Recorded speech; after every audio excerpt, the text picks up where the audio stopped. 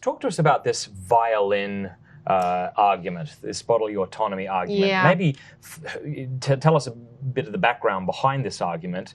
Perhaps state it as well as you can. Sure. And then yes, show us yes. how to respond. I love, as you're making the point about doing, I love taking the pro-abortion argument at its strongest. Yes. And even then showing how weak it is, even if it's stronger compared to other ones. So I think we should, so steel manning is kind of the idea where you make someone's argument as strong as possible. This is, of course, what Aquinas does in the Summa. So I think we should use a new term like Aquinasing. Aquinas that argument for me. Yes. Really steel man it for me. Okay. Yeah. Sure. So moving beyond what we've just looked at, which is the idea that abortion supporters will say the embryo isn't a person. What is happening is some abortion supporters are saying, yeah, the embryo is a person. The embryo is equal to you or me. The embryo has the same right to life that you or I have, but they will argue. Let's just stop there for a second because you so often do not get that admission from pro-abortion folks, at least those who haven't thought about it a great deal. Correct. It's more on the university campuses, amongst the philosophers. They've kind of moved in this direction. And it's an argument that I don't know if you could say was first proposed by Judith Jarvis Thomson, but was, you could say, made famous by an abortion supporter by the name of Judith Jarvis Thomson, who in the 1970s, wrote a paper called Unplugging the Violinist or something along those lines. And she was making the point that someone can be considered equal to another, but not have the right to another's body. And so the analogy she came up with to demonstrate that point was to say, imagine you wake up one morning and you are not at home, you're in a hospital. You don't know how you got there. And you try to roll over in the bed you're in and you see there's another human in the bed with you and you're attached to them. She said, imagine now a doctor comes into the hospital room and says, I'm terribly sorry for the situation you find yourself in, but last night you were kidnapped. You were kidnapped by the Society for Music Lovers because you see this society knew of a world-famous violinist that they loved, and this world-famous violinist was going to die. And the Society for Music Lovers didn't want that to happen. They wanted to preserve his life. And they realized that there was only one person in the entire world who had the right body type who, if connected to the violinist, could keep the violinist alive. And so they discovered that person was you, and they kidnapped you, and here you are. This is a world-famous violinist. He can entertain you while you're in bed. and so she says, now imagine the doctor says to you, don't worry. You're not in this situation forever. It's just for 9 months. And so this woman's clearly a philosopher. Her point was to say, even though the violinist is a human person, has the same dignity, rights, same right to life, is equal to you, this living human person does not have a right to use your body without your consent. And so she argues, just as you can reach around and unplug the violinist, so too ought a pregnant woman be allowed to unplug, so to speak, her fetus, who's a living human person, because the living human person does not have the right to the woman's body. Your body. Yeah. You've put that very well. Thank you. That feels very... I think I would have done Judith Jarvis Thomson proud. Yes, good. Okay, and so is this an argument you ever heard and were rattled by? Yes. Oh, yes. Tell us about that. Yes. Well, I remember being rattled. So when I first heard the argument, I believe it was in a philosophy class at UBC, and that argument was in my textbook.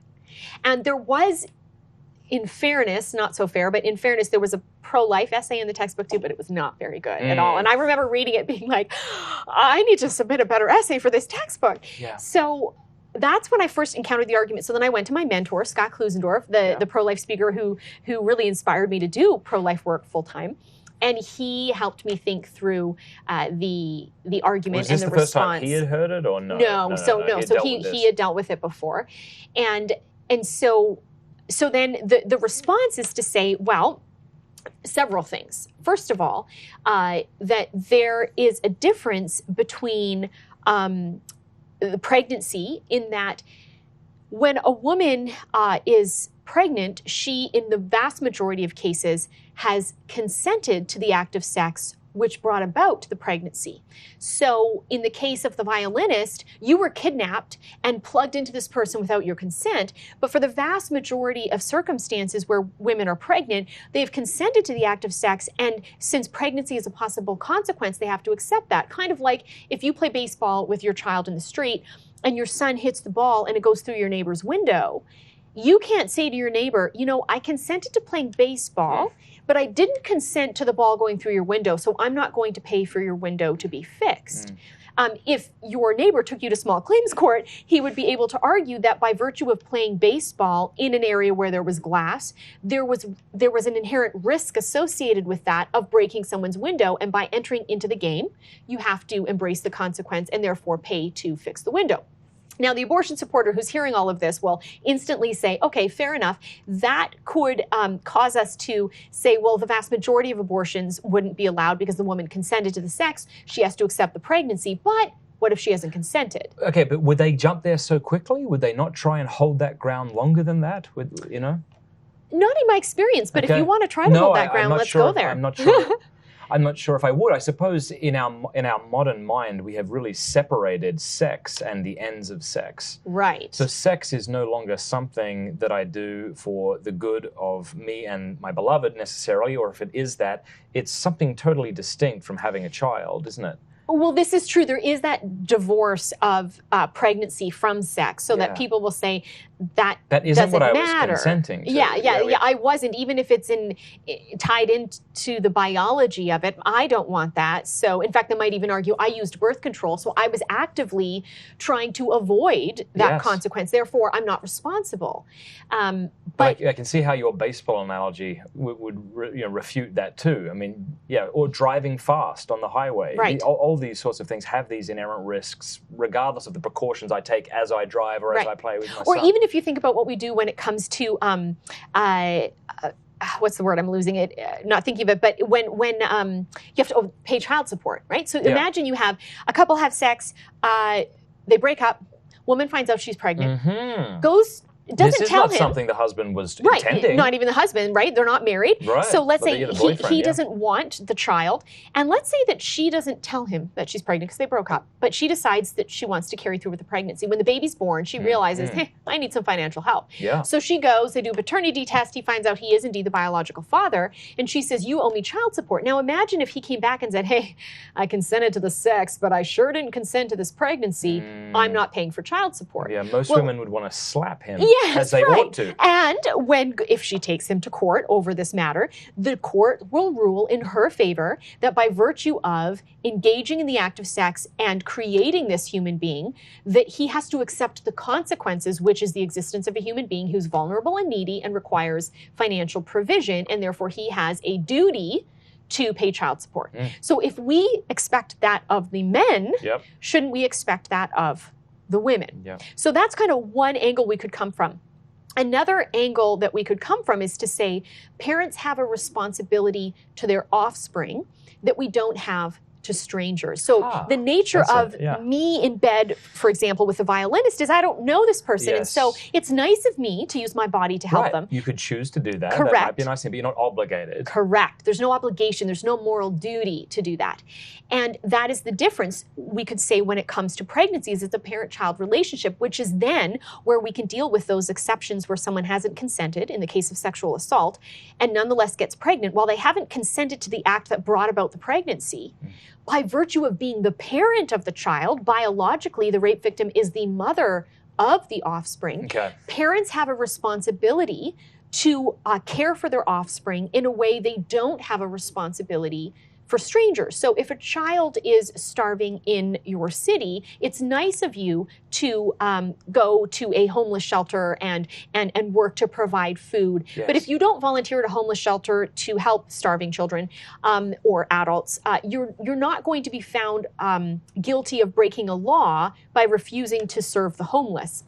But if your child in your home is starving and you're refusing to feed your child, you will be found legally and morally responsible for neglect. So now, is this because we've dealt with the you've consented to this in some sense? Now it seems like we're moving over to the pro-abortionist person responds to you, the pro-choice, however they want to define themselves, responds to you and says, "Okay, I get it. In the vast majority of cases, there's consent, but this woman was abducted. This wasn't her choice." So it's that we've already moved into this. Yes, we've moved into this to say, but parents have a responsibility to their offspring. We don't have to strangers. Which sounds mean, doesn't it? A little bit. Not generally speaking. I get that we have. It's really cruel of you to expect me to feed my children. Right. No, but to say that, okay, you've been raped, so it's your responsibility. You feel that, even though, like, I get it logically that one has a responsibility, but it's like, I didn't ask for this. I was brutally assaulted, and now you are telling me that I am obligated. Like, who the hell are you to say that? Well, I think it's to say that we have a duty to help the vulnerable. What makes rape wrong? It's that you have a vulnerable party who is attacked by a stronger party. What makes abortion wrong? You have a vulnerable party that is attacked by a stronger party. That is in no way intended to minimize the gravity or the trauma of a sexual assault.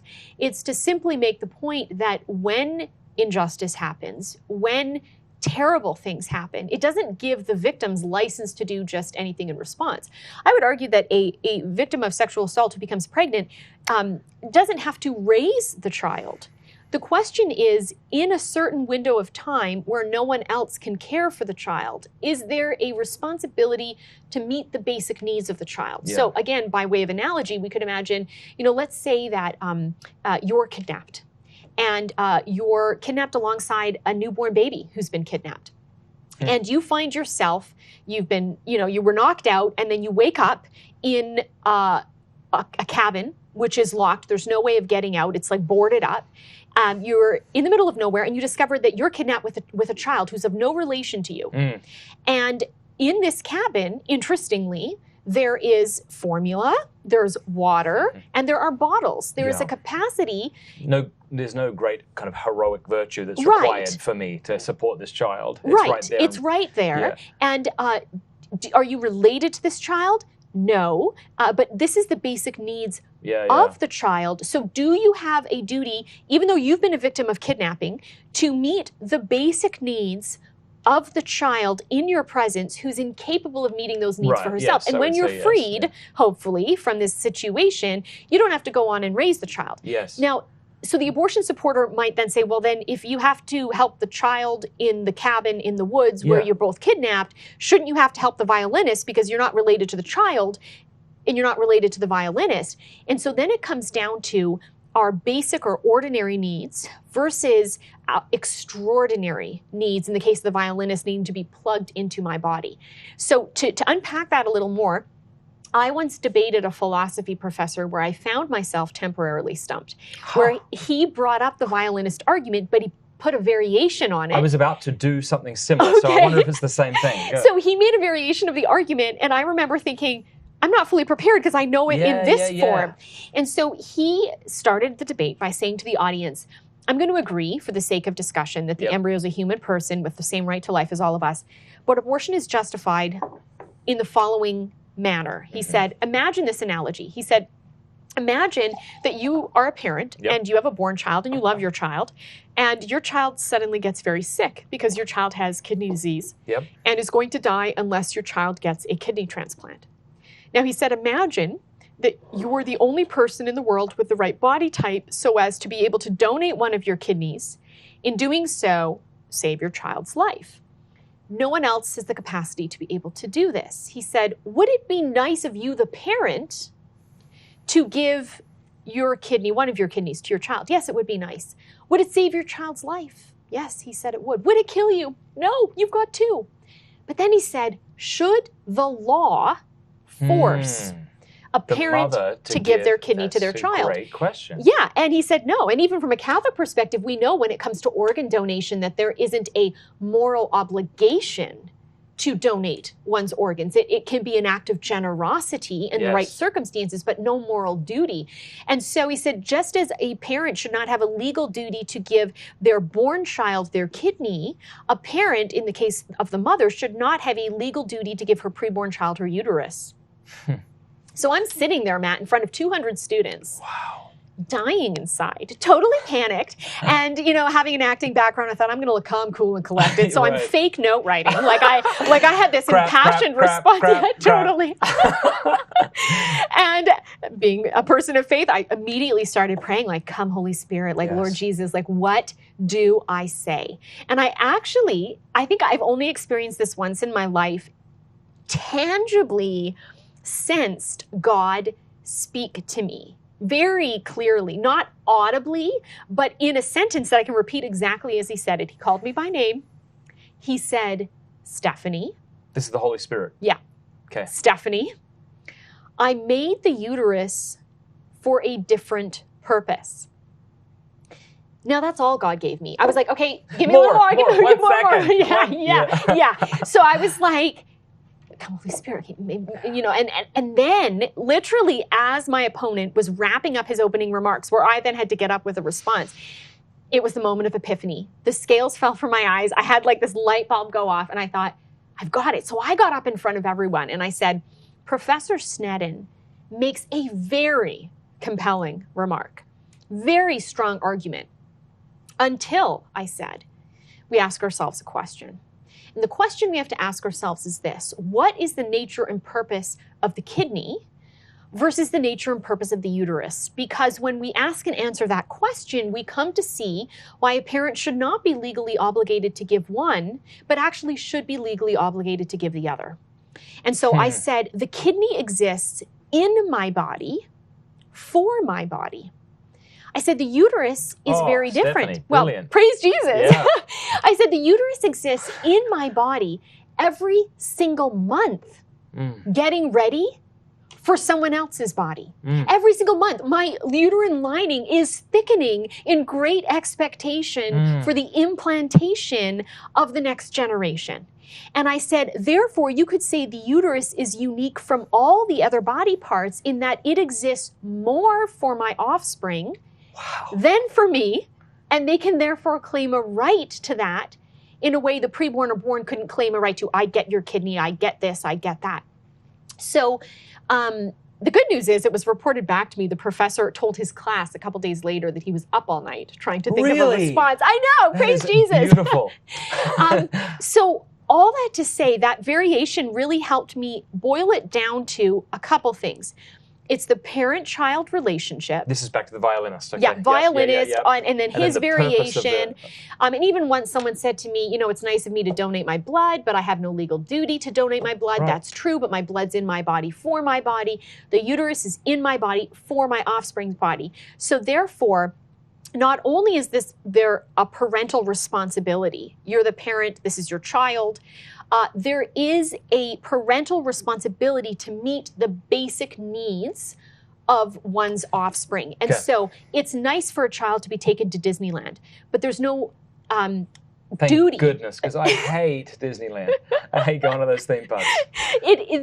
That's an extraordinary thing. It's not an ordinary thing. But food, clothing, shelter, that's ordinary care. Yes. And so in the case of pregnancy, maintaining a pregnancy, allowing the uterus to be used for the very nature the uterus exists for, is the food, clothing, and shelter, so to speak, for the preborn child that's needed at that stage of one's offspring's life, in the way a born child who is an offspring needs that. And then, so I would argue that because the parent-child relationship, because the nature of the uterus, because it's basic care, you have to care for the child. When it comes to the violinist, that's above and beyond the call of duty. So here's a question. It's extraordinary. Versus the child in the cabin, that's feeding a child who's not related to you is ordinary care. Yep. And then the added element is, if you're the parent, even more. So here's a twist on the violinist argument that just came to me. So let's twist this up. Suppose the violinist turns out to be the son you gave away at birth, and you're now hooked up to your 30-year-old son who you haven't met in 28 years. Whoa, Matt, good question. Yeah. Am I now morally obligated to spend 9 months hooked up to this stranger? So I would say you're not, even if you find out that you are the parent of the child, because being plugged into a born person is not the basic care humans need to grow through the stages of human development. That's extraordinary. But wouldn't you agree that someone would look upon the woman who disconnects herself from the violinist who turns out to be their son with a lot more judgment, kind of horror. How could you do that to your son? Maybe legally you weren't obligated, but it's your son. I think would strengthen the pro-life argument, though. I think you could say there's that a greater people would be responsibility horrified. there, surely. There is, but at the same time, there isn't a duty for you to give one of your kidneys to Liam, one of your Liam or Avila or whoever, because you might have to be factoring in other things. You might have to be factoring in that if you give one of your kidneys up, will that put your health in jeopardy and your ability to care for your family. Okay. So when it comes to extraordinary or heroic acts, we may choose them, but there isn't a moral or legal duty to choose these things. Okay. And so even though that's in this hypothetical, that's your born child, in that case, the giving of your kidney or being plugged into your kidney, of course, this is a made up scenario because that doesn't even exist. But the point is, there isn't the same duty as the basic care required for regular human growth and development. And so if I wake up one day to find myself attached to my baby,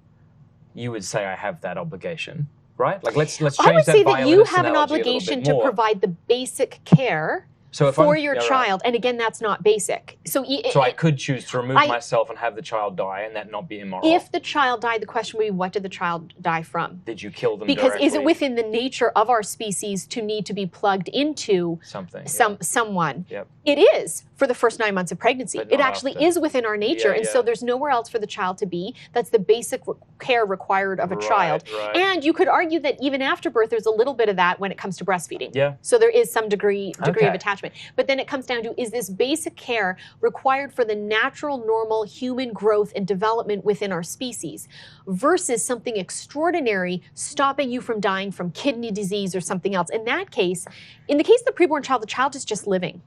In the case of the scenario of the child who's got kidney disease or whatever the case may be, the child is dying from some pathology which has presented itself. And the question is, how far do we have to go in response to the pathology? But we're not talking about that with pregnancy. Pregnancy isn't pathology. The child's need for food, clothing, and shelter is what actually any species really needs for growth and development. Yo, thanks for watching. You can watch the entire episode on YouTube if you want. You can listen to it at The Matt Fradd Show by subscribing on iTunes or wherever you listen to your podcasts. And feel free to support me, patreon.com/MattFradd.